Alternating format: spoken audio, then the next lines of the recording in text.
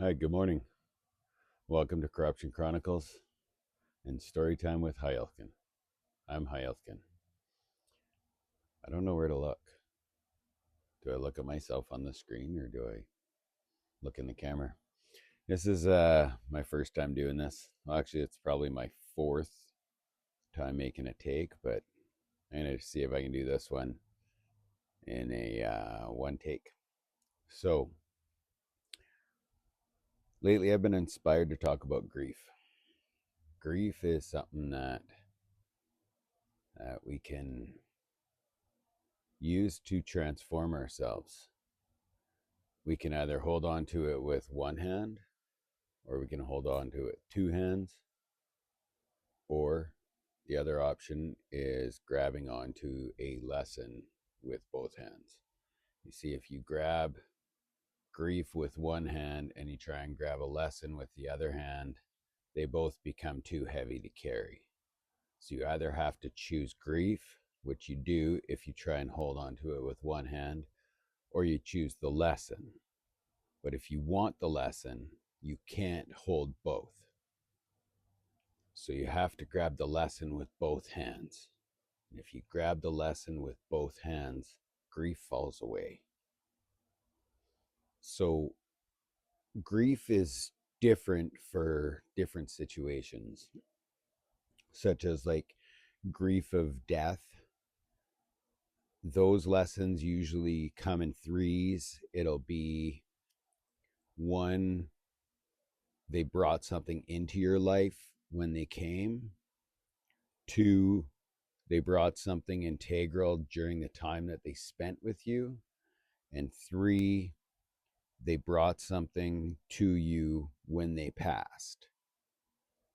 Some kind of lesson could be in the way that they passed, could be in the way that they touched you, touched your heart, touched your soul, what you remember about them. It'll come to you when you're thinking about them shortly after they died, the memories that happened. Built inside of those memories is a lesson that'll come to you. And once you gather these lessons, it's almost like your grief just magically dissipates and you end up grateful and joyous about the life that you shared with them. Now, grief with losing a job, that's usually a one-off lesson. And when I talk about lessons, it's not it's nothing ever like it taught me never to work for a negative company, or it like some sort of negativity attached to it will derail that message from staying within. Whereas you have a positive lesson like, I need to value myself more because I'm allowing myself to make choices that don't fulfill me. And then once that's brought inside, then you can start the process of, I'm choosing myself more. I value myself more. How much do you value your time? How much do you value your worth? And it can just go from there. As long as you have lessons that come in with that grief is transmuted into positivity and growth and appreciation for the time and the guidance that came with them in your life, whether it be the job, them being your job, whether it be a girlfriend that you broke up with or a boyfriend, whatever way you go. Um, the the breakup of whatever it be, your paths together, your time together working, or their time on earth, it's all relatively the same. It's grabbing on with both hands so you can hold it and hold on to it. Now, if you go back to grab grief again, your lesson will fall away. So honor that person by holding that lesson and keeping it. And by keeping it, I mean keeping it alive, sharing it, using it. Do it every day for the first while. And you don't have to own it, it'll own you. Like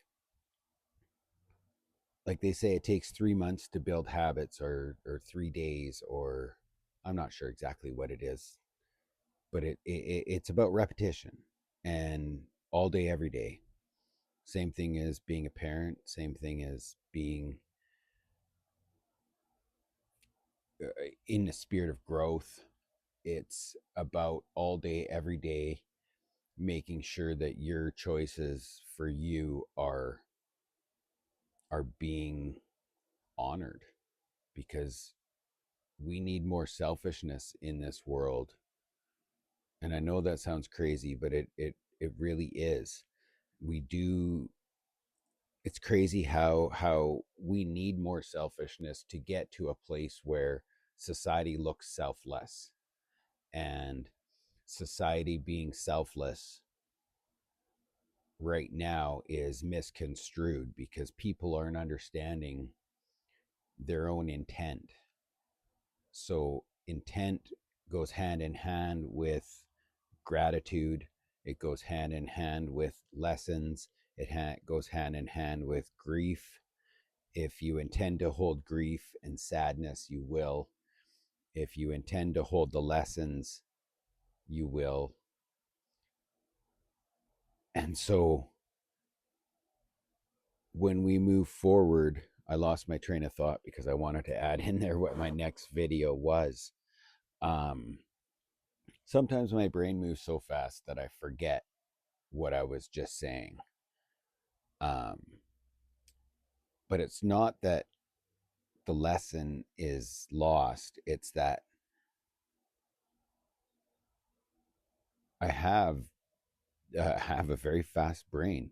Some organizations call it ADD, some call it ADHD, some call it a whole bunch of different stuff, but I call it me.